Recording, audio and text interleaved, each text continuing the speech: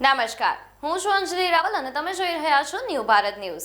નર્મદાથી સમાચાર મળી આવ્યા છે કે જિલ્લામાં ભારતીય જનતા પાર્ટીએ આગામી ચૂંટણીઓના લક્ષ્યાંક સાથે જનસંપર્ક અભિયાન તેજ કર્યું છે।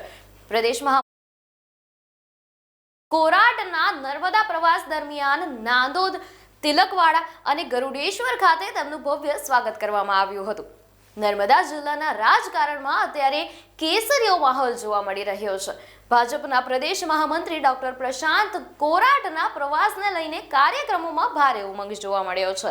જનસંપર્ક અભિયાન હેઠળ કમલમ ખાતે યોજાયેલા કાર્યક્રમમાં સંગઠનની શક્તિ અને જનતા સાથેના જોડાણ પર વિશેષ ભાર મૂકવામાં આવ્યો હતો।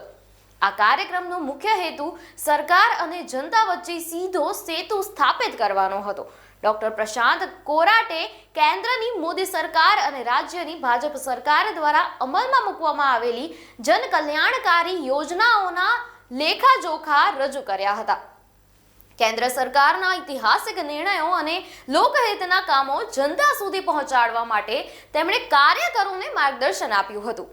આગામી ચૂંટણીઓના સંદર્ભમાં તેમણે રણનીતિ સ્પષ્ટ કરતા જણાવ્યું છે કે ભાજપ હંમેશા સબકા સાથ સબકા વિકાસના મંત્રને વરેલી છે। ભારતીય જનતા પાર્ટી માટે ચૂંટણી એક પર્વ છે।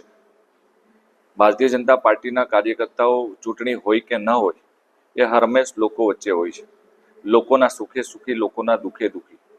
ત્યારે ચૂંટણી આવનારા સમયમાં 100% ભારતીય જનતા પાર્ટી ગયા વખત કરતાં પણ સારા પરિણામો સાથે જીતવાની છે। કોંગ્રેસ અને આમ આદમી પાર્ટી એ ચોમાસાના દેડકા સમાન છે।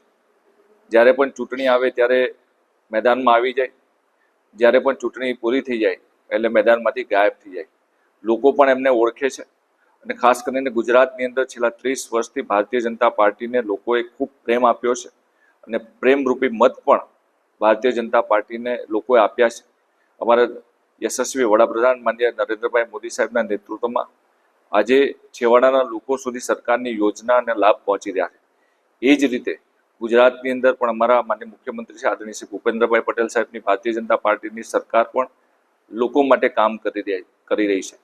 ત્યારે પ્રદેશના અધ્યક્ષ આદરણીય શ્રી જગદીશભાઈ વિશ્વકર્મા સાહેબના નેતૃત્વમાં સંગઠન મજબૂત છે અને વધારેમાં વધારે મજબૂત થાય એ માટે સંગઠનના કાર્યકર્તા પણ કામે લાગેલા છે।